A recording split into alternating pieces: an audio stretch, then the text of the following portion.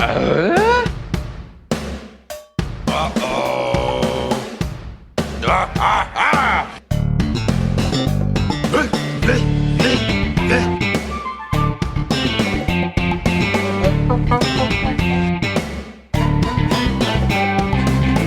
Uh-oh. Does everybody know what time it is? Home and podcast time. That's right. Binford Tools is proud to present a home improvement podcast. My name is Adam. You'll know my co-host, Jordan. Hey, Jordan. And I'm glad to be talking to you again. Glad to be talking to you. I missed you. Yeah. Thanks. I was going to say, I missed me too. I missed me too. You didn't say I miss you, and you were going to make a joke saying you missed yourself, but yeah. No, I missed fine. you. It was as I was, just kind of hanging out the last 10, 11, 12 days, however long it's been, since I tested positive for the coronavirus. I found I missed a lot of things, and this podcast was one of them, Jordan. Yeah, it's funny how when your routines are interrupted, you learn to really appreciate the things you take for small granted. things. And Adam, I think I was taking you for granted. I know that you were. But no, Jordan, you were very kind. You, along with a lot of other members of my friend group and family, sent well wishes, and a lot of people sent food or money for food, and that was very helpful. But I'm feeling better, and I've been cleared to reintegrate into society and head back outside and start to sort of live my life. But I mentioned on Twitter having it. I'll just say this.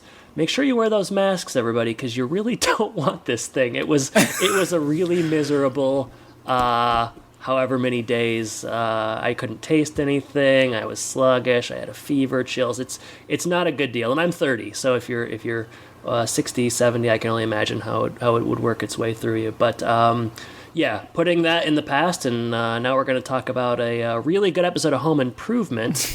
But before we get into that, Jordan, anything you want to talk about? Jordan, do you have COVID? Or? I don't. Okay. I don't right now. I will tell you that I did have an unexpected sighting of Patricia Richardson the other day. Not that she was like walking through my neighborhood or anything. You said you had an exterminator come. Was it her? These are hard times, Adam. You got to take the work where you can get it. I saw there's a new SAG-AFTRA initiative. I'm just kidding. I don't know where I'm going with that. No, you're always about SAG-AFTRA. No, so it is Christmas in July on Hallmark Channel right now. And as you know, my wife loves the Hallmark Channel. And so she was watching some Christmas movie or something. And wouldn't you know it, PR shows up as the mother of the, I don't know, whatever the story was, but she was the matriarch of one of the families, and it was nice to see her. Always a pleasure. They show up in the most.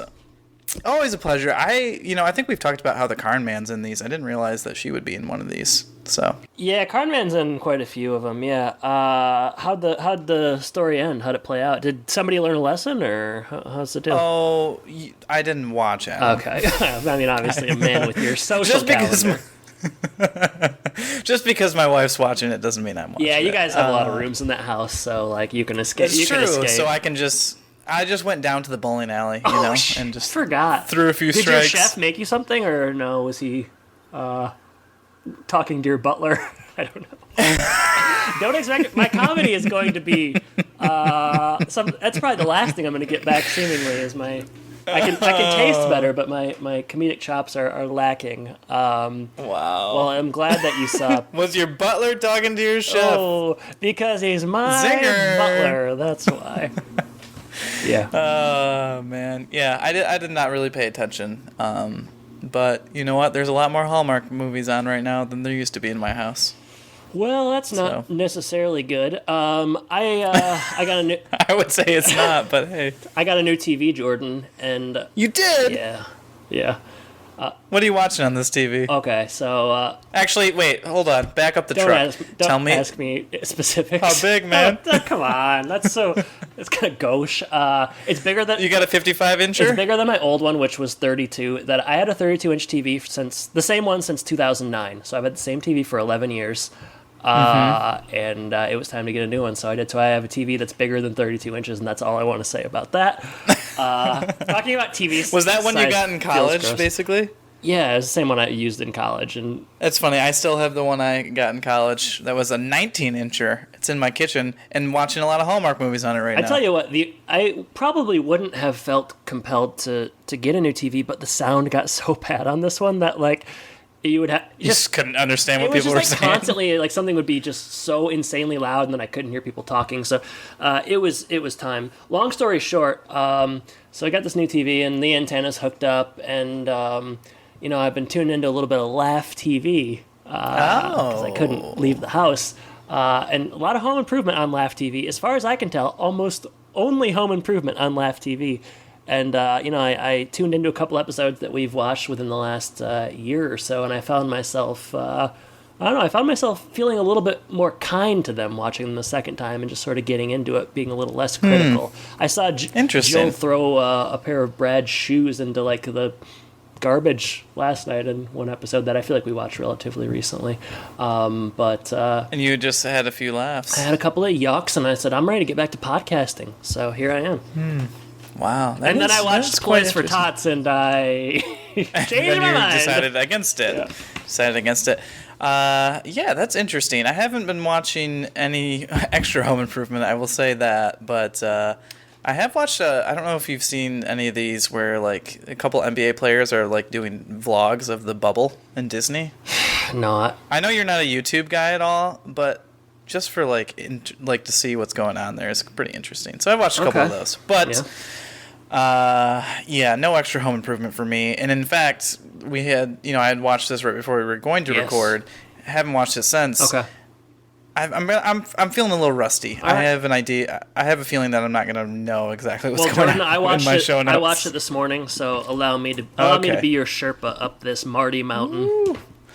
You know what's funny? You said that in last week's episode. I said Sherpa? About and Kid Nation. Oh, well, that was okay. I mean, released last week, but I just found it funny because. And you told me you think that Kid Nation episode is some of the best work we've ever done. I told you I usually listen to it when it goes live for like a minute just to make sure the audio sounds okay. Mm-hmm. But you know what, Adam? Yeah. It just hooked me. It hooked me like a good book, and I couldn't put it down. Wow. So I had to listen to the whole thing. So it must be a sign that it's one of our best. Because most times I can easily turn off the podcast. I never have any problem turning it off. Yeah, that's for sure. All right. Well, you know what? I think this episode, Ploys for Tots, is going to be one of our best. So should we roll into it? Episode 188. Wow. Ploys for Tots. Written by your favorite, my favorite, Lori Gelman. My throat isn't quite there yet. That's fine. Yeah. That's fine. Lori last wrote Not So Great Scott. I think we're not going to see Scott again. I think we're okay with that. Yeah. This one aired December 15th, 1998. For those who don't know, Toys for Tots, the title reference, is a Christmas campaign sponsored by the U.S. Marine Corps. A little bit strange that the Christmas episode would have come on December 8th, and that wouldn't be the last episode before break. Like this, they ran this one even closer to Christmas, which seems weird because this has, there's some snow, but beyond that, it doesn't feel very Christmassy at all. No, I don't know the reasoning behind that. I think in season 8 they just kind of threw caution to the wind, just starting to seem like it. The more Marty, the better, and that's what we're gonna get in this episode. Adam, I have 3 alternative titles. 5. Wow, you had a lot of time to think about them. Doesn't show that I did because they're bad. All right. I just kind of feel at this point like I need to have 5 every week, so that's sort of what I do. Fine. Let me start with The Terrible Twins. How about Screaming and Squeaking? Okay. How about Their Bark is Worse Than Their Bite? The twins, I guess. Their bark? Squeak toys. Dogs. Okay. All right. Would you get stupider or something? What, are you dumb now? All right, I've got 2 parent ones. So you're going to tell me which one you like more. You are a parent, so that this episode probably hit you hard. Oh, it really did. All right, the first one is simple. The Parent Trap. Almost did that. Probably should have. Okay. My next one. No playing bike in the house. If I had a nickel for every time I said that. Tell you what, yeah. My second parent one is parental advisory. Yeah, okay. Yeah, thought about that too. Here's my second to last one. Just say no. Okay. Yeah. Not They're bad. down the middle. And then, do you have another one or no? No, that was my last one. All right, this is CHEW, choosing not to give in. Because of the chew toys. That bad? Not that bad. I mean, you basically, your last two, you just took pre-existing movies and TV shows and threw them down. So, give me some credit for at least they're doing some better wordplay. than that. Choosing, chew. You're crazy. You drive me crazy. You drive me nuts. This guy I host a home root podcast with, he's crazy. Wow. I think the exterminator has some gas that is I leaking in the house. did mention you to one of the two people who came to visit today. Don't do that unless you get my permission first. I didn't use your name, just your likeness. Go on. No. Anyway, let's talk about this episode. We're going to open on Tool Time. It's remodeling week. Al does a runway walk, the modeling, ha ha ha. He's remodeling a shirt or re-wearing a shirt. And then they talk about finding a good contractor. This is kind of an interesting idea. I don't know that it's particularly good, but they talk about how it's hard to find a date to prom or something, and Al set himself up for like a joke where Tim could, make fun of him. Mm-hmm. But they decide it's just as hard to set yourself up with a contractor, and so they break out the old contracting game, which is a ripoff of the dating game. Yes. I like this idea. I definitely like this idea. I don't know if I like how it kind of turns out, but I don't think they spent enough time on it. That was the problem. You think so? Because it is like a long scene, but it doesn't. Yeah, but they only ask one question. Like, I don't know. I think it needed another minute or two. That was my, because I also found it to be a fun idea. Okay, so we got Bill, Wally, and Ed. Mm-hmm. Ed is the suck up, and we're gonna get a lot of that here. Tim asked some questions about, like, the project. Like, how long will our project actually be? Contractors apparently famously overpromise and under-deliver on that. The price of a project maybe, is it more important to finish my job or go to in a family emergency or whatever? Based on this information, Tim selects contractor number one, Bill. Bill's pretty upset, though, because he thought he actually won a job here that's going to make him some money. And instead, Heidi hands him a key ring with a handy opener. Mm-hmm. And Billy says, that's good, because I'm going to open a can of whoop-ass in the tool man right now. And that's why it's parental advisory, because it got a little vulgar up in here. I tell you what, yeah. How would I have to say? I don't know. Like we said, I think it's a fun idea. It probably didn't play out as effectively as I wanted. I did find the guy playing Ed, to be kind of funny, just with his ability to suck up. And that guy's real recognizable. I don't have a bio, but I kind of liked him. It was fine. Something different. Did you notice the logo kind of clowning around in the beginning of the episode? I did, yeah. I don't remember exactly what it was, but I do remember the logo being there. Just messing around, getting in trouble. Just goofing. Usual logo stuff. But beyond that, I don't have a lot to say. It was a fine opening scene. Probably a better opening scene than the rest of the episode to follow. But I would agree. And a lot of times I think we talk about how the opening scene, when they're really, really long, they're usually bad. And this was not necessarily that case. So... we wanted more dating game, more contracting game. Indeed, but instead we're going to go home and hang out with Marty and the girls. Everybody's favorite new plot, Marty and the girls. All right. It's going to be joyful. They're still there. It's girl's birthday. Great. What are their names? Gracie and Macy? What are their names? Grace and something. I don't know. I know it's not Macy, but... Macy, yeah. In any case, it's their birthday. Claire. Claire. All right. Marty got a new job stacking kibble at a warehouse. Tough times for Marty. What happened to the old... What was he doing, down at the wharf or something? Yeah, who knows? It just seems to change. The old Royal Oak Wharf? It's really, he can't find any long-term jobs. That's kind of the problem. I think he's just jumping from... He's going to love the gig economy. Have you seen his stuff on Fiverr? All right, opening presents. Both the girls got new bikes from Marty. Brad and Mark got them Legos. And Jill and Tim got them Spice Girls dolls. This episode was weird because there was a lot of like pop culture in it. There really was. Which is rare that they would do that so many times. So you get Legos and Spice Girls here, which, it just really grounded it, I felt like, in 1998, which I don't mind or whatever. It's just, it was interesting because they hardly ever do that. Yeah, it was something that we're not used to. Posh Spice and Sporty Spice, maybe? I want to say Sporty. Yeah, I was a big Spice Girls fan when I was young, probably about their age, because my sister was, and I preferred Baby Spice. So just naturally, for what it's worth. Yeah. I don't know if I could figure out who's who, unfortunately. So that's because you're sexist. Mark's recording the whole thing for whatever posterity's sake.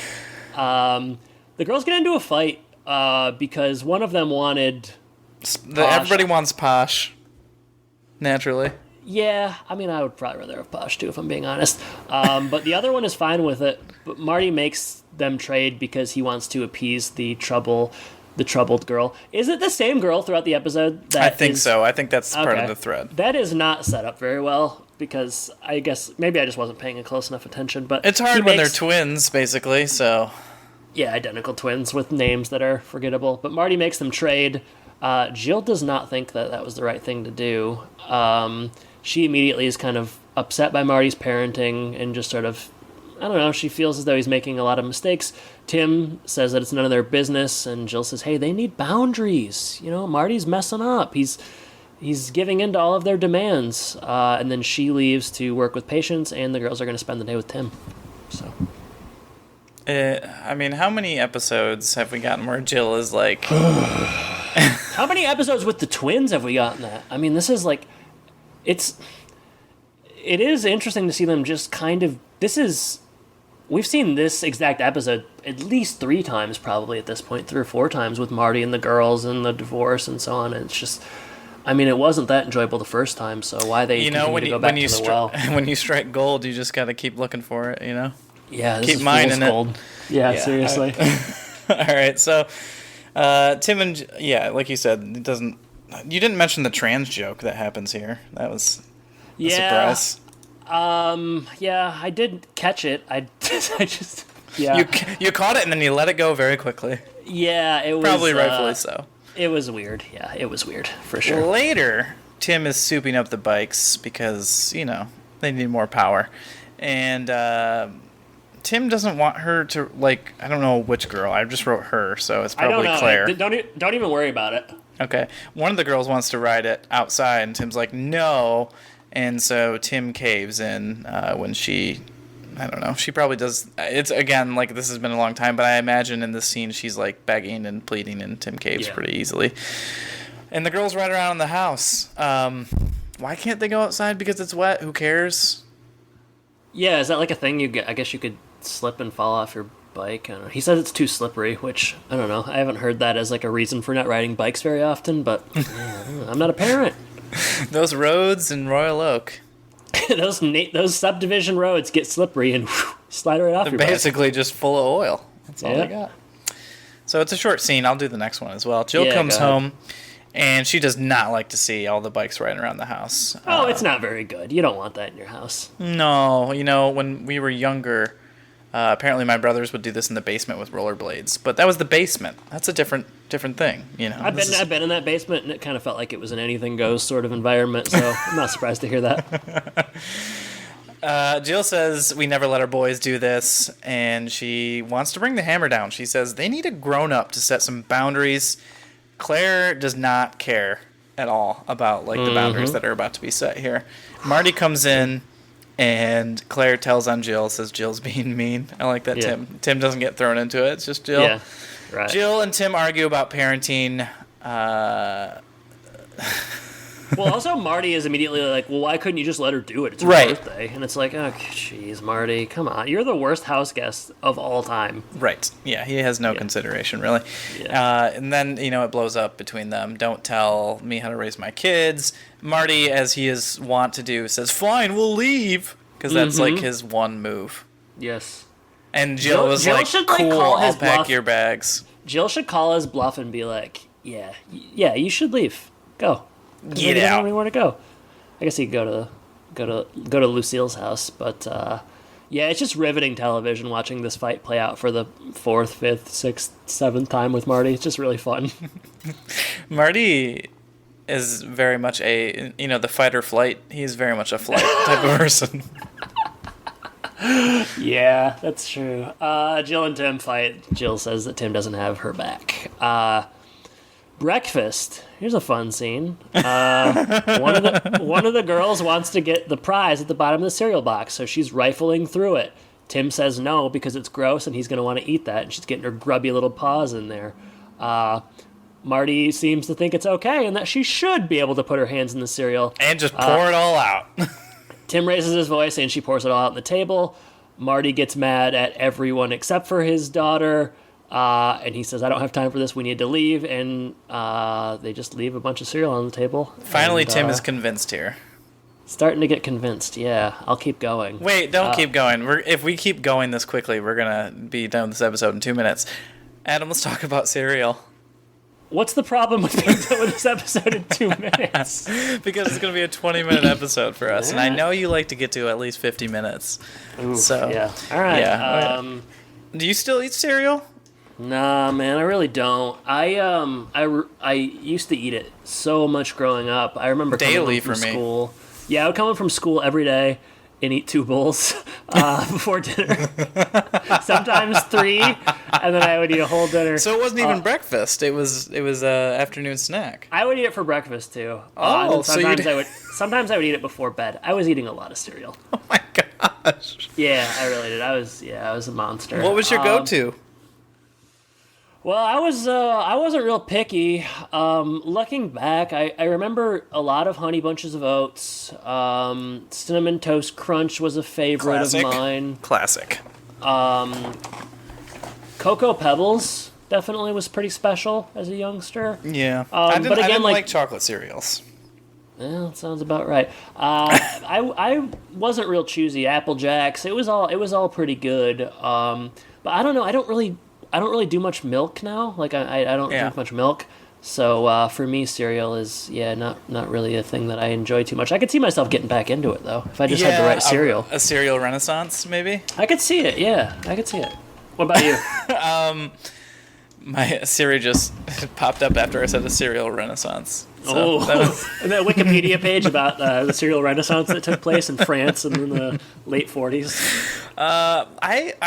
So mostly every morning I'll have like oatmeal and sausage, but every once in a while I get a hankering and I'll go back to the old cereal. And I, like you, I'm not choosy. I used to have it every single morning growing up, every single morning. But since I can't have milk, like just by itself, I had it with soy milk. But I don't know any different, so don't feel bad for me, audience. I know everybody probably feels bad for me. A lot of people do. Yeah. A lot of people, they see me as a person to be pitied. Let's see. If I was thinking my favorites, maybe like Oops All Berries, Captain Crunch Oops All Berries. That's a good one.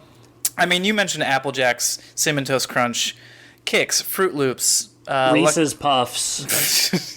You're a Reese's monster. Puffs. Lucky yeah, baby. Charms, Frosted Flakes is a good one. I remember eating Fruity Pebbles. Yeah. I think not Cinnamon Toast.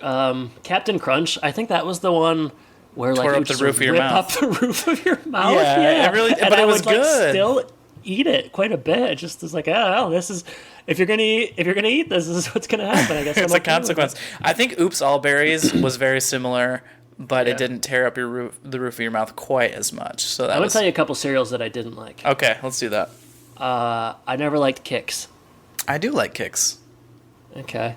What about Golden Grams? Because I like Golden Grams, and I don't think a lot I of did people not like like Golden Grams a ton. I probably would like it now. Here's another one I didn't like. Trix. Oh, I like Trix too. Okay. What about Raisin Bran? I probably did not like it back then. I would like it now. Especially double scoops, man. There's nothing better than that. What else did I not like? Oh, like bran flakes and stuff, but what kid enjoys bran flakes? A monster. Any cereal that is trying to, like, the express purpose is to get your bowels moving probably doesn't appeal to a kid. I think in college, when I was, like, on a health kick, I tried to do, like, one of those Kashi cereals. Yeah. But it was like it was like a fake healthy cereal, basically. If you looked at the sugar contents and stuff, it wasn't. That's always the thing with like Honey Bunches of Oats and stuff, where it was like, man, I sure am being healthy, but then it's like it's pretty sugary. The last cereal I really engaged with on a personal level was probably what's that called? Oh, Grape Nuts. I had Grape Nuts a fair amount in my mid-20s, but. I don't know. I'll just talk about cereal. I'm starting to think maybe it sounds kind of good. I'd be remiss if I didn't mention frosted mini wheats as well. That was a go-to of mine. Spent a lot of time. Also, like they started frosting them in different ways, so you could get like strawberry frosted or I wasn't cinnamon. Into that. Well, just give me the classic. A man of your refined taste wouldn't go for strawberry. No. I would say my biggest problem is, if you want to keep your portion size down, I can't do it with cereal. I just start pouring it in, and then I want more, and I want more, and I want more. It's very hard because with cereal, you really feel an inclination to fill up that whole bowl. You really do. And a bowl is big. But then you don't want to waste the milk. Like if there's not enough cereal and you have leftover milk, then you pour it in more, and it's just it's an endless cycle. That's how I was eating 2-3 bowls of cereal when I got home before dinner. Yeah. Sometimes what I'll do. I would do some nasty stuff with sugar too, where I was like putting so much sugar on like Frosted Flakes and sugary cereal, and then I get to the bottom, it would just be like You would add extra sugar? Yes, Jordan, I would add extra sugar. What's wrong with you? A sugar monster, I don't know. I guess so. Sometimes what I'll do now is we have these very small like dessert bowls or like fruit balls, and if I want a little dessert but I don't want to go too unhealthy, I'll pour out just a little bowl of cereal into that with no milk. Wow. Just one little bowl of cereal. It's a good little sweet too. It's good. Cereal without milk. I frankly don't give a damn. Well, I hope Kellogg's and General Mills, gives us a little kickback from all the cereal. You ever been to Cereal City? You ever tour that stuff? I never have. I remember graduating from college and really thinking that would be a place I wanted to work for some reason. I heard good things about it, but I never actually went there or anything. I went to Cereal City, Battle Creek. That's where all the Kellogg's stuff is, the big factories. In college, one time I was so hungover, and I remember it was a terrible. It was you won't understand this, but it was a hot summer's day. And I woke up and I was just so hungover, and there's nothing worse than that when just a hot day, and some people drove over it was like National Cereal Day, and I went over there, and I just thought the whole time that maybe death would be better than how I was feeling around all of these cereals. But so somebody drove over, and it was National Cereal Day, and you said we have to go to the Kellogg's place. I think I thought, like, changing the environment, and this is sometimes the case, where you're just like, if I do something, I might feel better, but the car ride there, that's like 40 minutes from Kalamazoo to Battle Creek, and I got out, and just a lot of kids yelling, and, I can't imagine there were a lot of college kids there. It wasn't the right place for me that day, but, that's it. Let's get back to home improvement. All right, I'm glad we did that. Mm-hmm. Later... Tim goes to find Marty because This was kind of a weird beat. I don't know. Let me show up at his new job. Yeah, but this can't wait. We have to talk now. Yeah. He goes to find Marty because he is entrenched in Jill's side now. And we do find out that Marty got promoted, so that's good news. There's a very bitter man who apparently he's been there for a long time, has never gotten promoted, and tells Tim exactly where to find Marty. Marty, rightfully so, in this situation, doesn't really want to have the conversation. He knows what's coming, and this is not the right place to have it, but it's going to happen anyway, because there's a good squeeze toy gag coming up here over and over and over again. It lasts a long time. So Tim basically says, I'll help you do your job, and we can have this conversation. And, of course, as they're doing that, they're squeezing some toys. Marty says, basically, I want my kids to like me. Tim says, you're their father, not their friend. Just great parenting advice overall. Marty says you're being manipulated by Jill. So things are really going back and forth here. Do you think Marty was the guy on IMDb that called Jill like a feminazi and said that she was the commissar for female writers in the show? We should have asked, because now I'm wondering. Yeah, we would have definitely gotten a straight answer out of him. That bitter guy that we mentioned earlier, he comes back and he's double upset because he sees Tim working at the coveted squeak toy job as well. So rough day for that guy. I don't know. This scene sucks. I hated it. It was like so grating and annoying, and like it's just all to surface this squeaking joke, and it's like, good God. And then it's bookended by the guy who's like, who do I have to sleep with to get this job? Oh, I forgot that he even said that. So it apparently sounds like Jerry Seinfeld. What's the deal with squeak toys? All right. Okay. Fence. Getting some snow. This is a Christmas episode, apparently. Wilson is We're gonna play a clip. I don't even know why. Why am I getting into it? Let's just play a clip, shouldn't we? Yeah, we should. Do you think we should play a clip? No. All right, and get ready for the Wilsometer after this. Roll it. Well, hi-ho, neighbor. Howdy-ho back at you. You get ready to knock off a liquor store? No, Tim, I'm experimenting with thermal headgear for my hella skiing trip.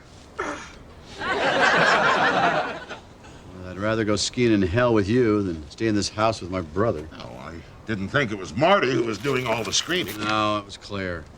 That girl screams louder than Al's mom when you try to take away her pudding.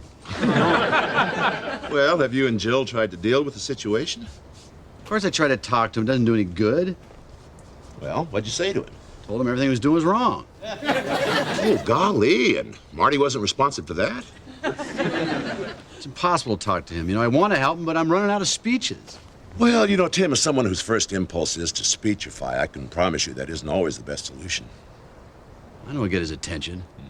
Atomic wedgie. Well, you could also try it my way. Sometimes, Tim, instead of sharing my wisdom, I try to give people the benefit of my experience. What experience of mine would be helpful to Marty? Tim, you have helped raise 3 terrific kids. What good would it be to tell Marty how I raised my kids? Well, don't tell him how you did it. Just find a way to show him. I can't even imagine what he's going through. Doing all this parenting alone? I mean, without Jill, I couldn't have had the kids. All right, lots of snow. Wilson's experimenting with thermal headgear. I forgot why. Did you get that? He's going to Helsinki, I think, for... Oh, no, he's going on a hella ski trip or That's something. what I was going to say. Was it... I thought hella skiing, but it could have also been Helsinki. Yeah, I was reading my notes, and I was like, well, that looks like Helsinki. And then I looked at it again, and I was like, no, that's hella skiing. So Tim says he's running out of speeches to give to Marty, and I would say probably that's true because we've heard a lot of speeches to Marty of late. Yeah, imagine the ones that are happening off camera. Trying not to. Wilson doesn't have anything groundbreaking to say. He kind of just says, like, try to empathize with your brother. He can hear Claire from his house, though, so that's not great. Yeah, that sucks. You can just go in that massive Armageddon basement. You probably can't hear anything down there. That's true. That'd be a good place to get away from it all. Wilsometer reading here. This is about -7 for me. Yeah, so what does he say? Like, sometimes instead of giving advice, share wisdom? Like, show wisdom, I guess? I don't know. It seemed kind of muddled. Tim already does that, though. Well, he didn't show Marty how to do this, I guess. So, I don't know that Wilson kind of explains what I think he wants to say here. Because after this week... Say what you mean to say, Wilson. Jeez. Right. Because, like, we see later Tim is, like, showing... Well, I guess maybe not even really showing. I guess they're, like, helping Marty do it. He's kind of just, like, telling him. Yeah. Although, the abilities that Marty seems to not possess as a parent seem just, like, so sort of fundamental and... I don't know, innate, that it is confusing to me that why he wouldn't just naturally sort of be able to figure all this stuff out. I mean, he's never around. He's always squeaking some toys or canning some tuna or something, so. Canning a tuna. It's not a tuna in that can. It's not a tuna. All right. Claire. Claire is a nightmare. We never get enough Claire. Claire is yelling at Marty. I want a cookie. I hate you. You're in timeout. Go to your room. I want to be with mommy. It's just a very bad sequence. Well, of Jordan, events. who doesn't want to be with Nancy? Come on. I know you do. I think we've all. I know you do. Don't tell Kirsten. Well, Tim says that you're doing good, Marty. This is when he's really trying to come alongside Marty, which I guess is what Wilson wanted him to do, and helps him to not give up when Marty wants to cave in like immediately, basically. Yeah. Tim distracts him. Claire is yelling the whole time. I could do without the Claire yelling in the background the whole definitely time. not actually Claire yelling. You could tell. It was like a more adult person doing those sounds and those voices. It's awful, though. It's grating. It's a little bit like the voiceover of Linda Blair in The Exorcist, where they got like the chain smoker to voice the demon. It sort of reminded me of that. I have not seen it, but I'll take your word for it. You know, the person that did the voiceover is a Dietz. So, fun fact. Like actually related to you, or just has the same last name? The same last name. Okay. So, I don't know. Interesting. Yeah. Interesting. Let's see, where are we at here? They're playing with cookies, playing with Legos, as trying to distract themselves. Jill comes in, and they're building a bait and tackle shop out of Oh, Legos. a bait and tackle shop. Well, this is probably bad because isn't this where the big race? Jill is very proud of Marty. For being a normal parent, I guess. Good job. I wrote at the end, this is an awful scene. So. Okay, where are we? Still screaming. Oh, yeah, I mean, like, it sucks. And it goes on for seemingly like an hour or something. Like, I don't know. I know you have to wait it out, but God, if I had to hear that for I didn't like hearing it for like a minute, so I can only imagine an hour. All right. Are you shocked at all by Marty's statement that he said something like Nancy's the one who used to discipline them? I'm like, okay, well, no wonder. Yeah. No wonder you have no idea what you're doing. Marty, you're not a man. It's not what I'm saying. I just feel like it should be both parents maybe on the same team. I don't know. Hey, man, I don't know. Nancy's like living with probably already remarried to some like baller who's living a sweet life, and she's probably thinking, man, I can't believe I ever married That Marty. baller's name is Adam Dietz. That baller's name is Dwayne The Rock Johnson. Okay, she eventually stops screaming, and she comes downstairs, and she says, Dad, can you make me a sandwich because I screamed through dinner? I don't know if he said. I think she just said, "Can I have a PB&J?" Since I missed. Yeah, dinner. but she says because I missed dinner. So basically, I'm hungry, and I don't know. I guess apparently she realizes what she's done. Yeah. Marty feels great. Tim would like a PB&J too. Yeah. Okay. Final scene here. They finished the bait and tackle shop, but Tim put in a lingerie shop too, and he mentions Tyra Banks, which again. These pop culture references are weird. He's like, yeah, Tyra Banks is in my lingerie shop. They're Legos. I'm a perv. Just when they think they've got everything figured out, Brad comes in, and he's screaming. He's upset. He's frustrated. He's going to have these house guests. He's in a basement with his brother. Mark's singing Puff Daddy medleys at night. Is that what he said? Yeah, he said, and Mark is singing Puff Daddy medleys at night. And I'm thinking, like... What? I'm I did telling you, not catch that at all. The pop culture stuff was so weird. Also, like Puff Daddy medleys, like what is it gonna be? It's gonna be like the "I've Been Missing You" song. I guess. Well, no. He like produced a lot of the other stuff, so he's in the one with Mace and Puff Daddy and Notorious B.I.G. Okay, but which one is Mark singing? Let's be honest. I mean, the fact of the day, that Randy Mark is singing went any of away. these. Mark liking Puff Daddy is a real curveball. But he storms out, and its roll credits fade to black on Ploys for Tots, aka the Terrible Twins. All right, Adam. Let me go ahead and jump in on this one, Jordan. You're gonna Highs and jump lows. over to Castle's Corner. Yeah. Now that I'm allowed to go outside, I'm gonna just immediately walk there. Highs. I guess I would give them some credit for the opening scene, just in terms of presenting something new that was not terrible and maybe somewhat decent. Yeah, it was a new idea. It wasn't executed as well as I would have liked, but it was at least different. Lows, I mean, everything else.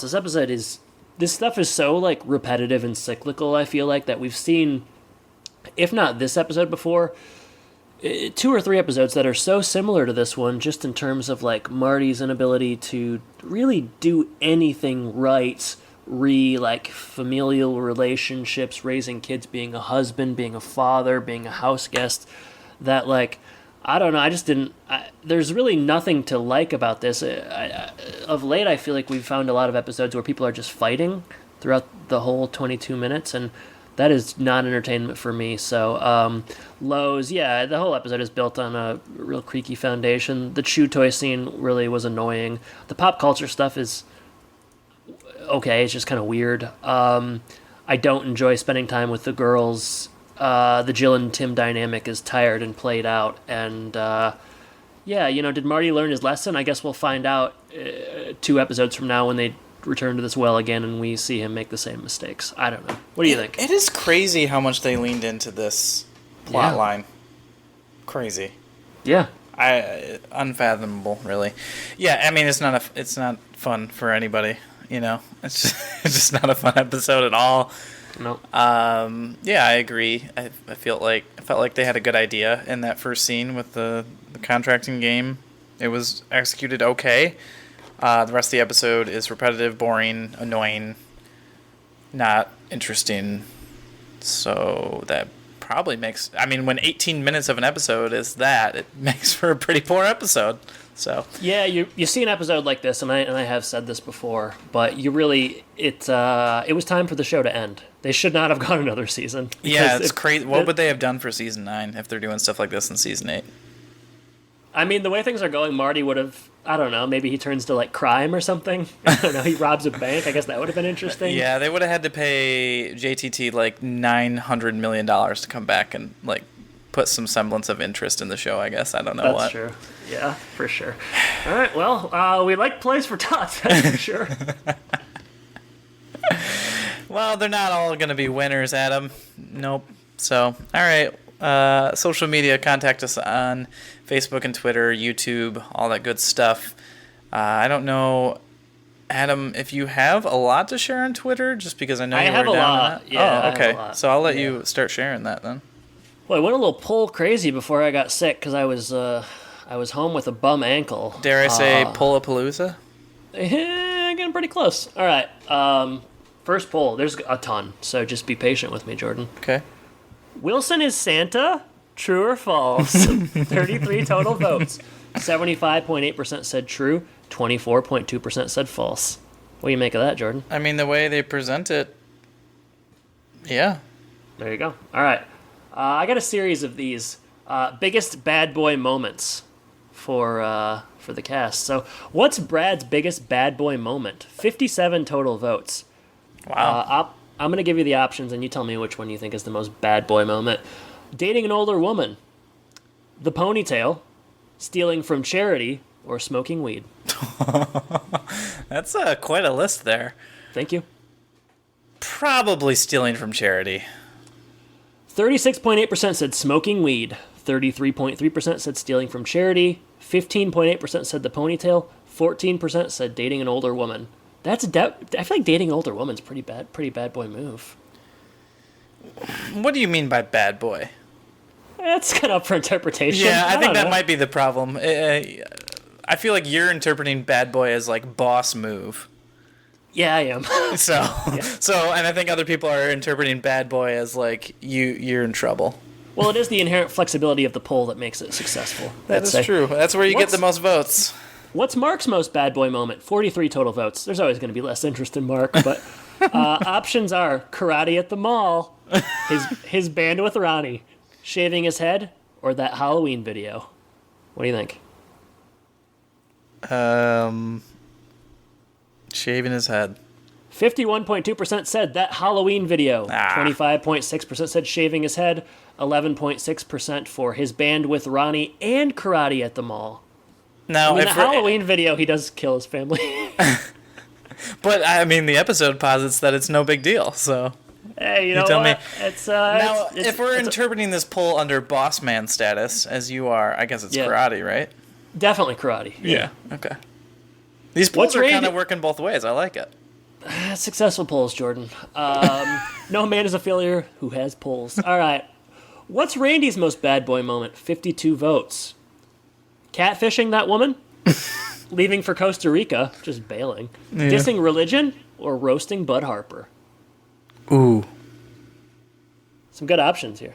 And they're tough because they're not like real trouble necessarily. What was the first one?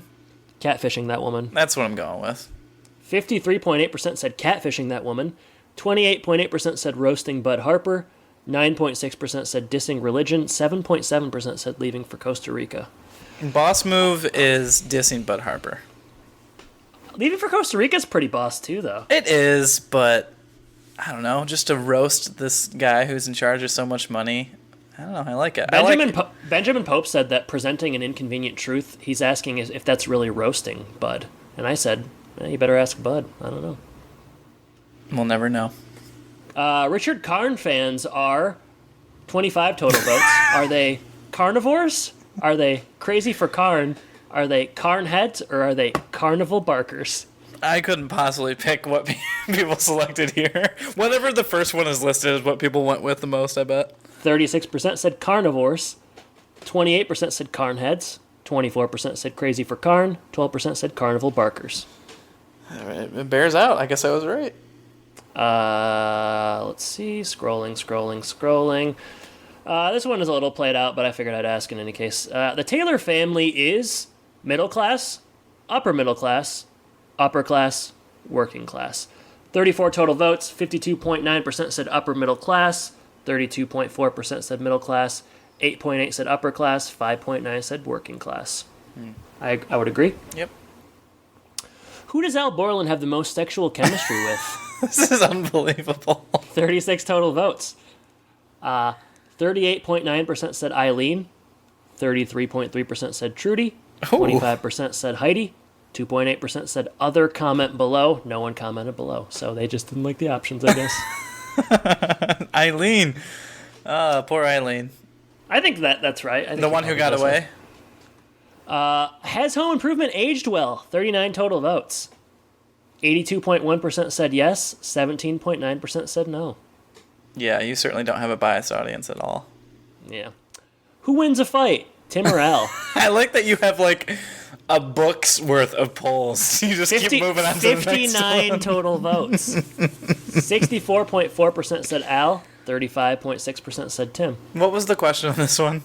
Who wins a fight, Tim or Al? And people selected Al. Yes. All right. Pick your Home Improvement Mount Rushmore. Mine is Tim, Wilson, Brad, and Jill. Wow. Seth? Yeah, you're surprised, aren't you? Yeah. Yeah, I know. Seth said Tim, Al, Jill, Wilson. Beverly Gaudette said Tim, Jill, Randy, Wilson. Those were a couple options. Who would yours be? I would probably say Tim, Wilson, Jill, Randy. Wow. Mark. This is the last one. Okay. How much would you pay for a flannel worn by Al Borland on the show? 29 total votes. 37.9% said I wouldn't pay for it. Yep. 34.5% said $25. 17.2% said more than $100, and 10.3% said $100. So over 50% said I wouldn't even pay for it. The other person said like the regular price of a normal flannel shirt. Yeah, so not a lot of interest, I guess. And then 29 total votes, so definitely not a lot of interest. Not a lot of interest. And I believe that's it. That's good, because I didn't want to say any more. Yeah, I mean, if you missed one, it sounds like it'll be there for next week, so. Yeah, so that was. I don't want any of these wonderful polls to get lost in Pullapalooza, you know what I mean? It's true. That was over the course of several weeks, I'll also note. That's good. You know. But yeah, that's basically it. I don't have anything else to say, and I'm tired of talking. Fair enough. That means we should talk about the next week episode title. Are you ready for this? Yes. And I think maybe this might be interesting. We'll see. I don't know. We'll see. Chop shop till you drop. Hey, you know what? It sounded. If Marty and the girls aren't like the focal point, I'm kind of interested. It can't be worse, right? That's right, Jordan. Well, hey, Jordan, it's been a pleasure talking to you. Listeners, thank you for listening. And I guess I should say, take care. Take care, everybody.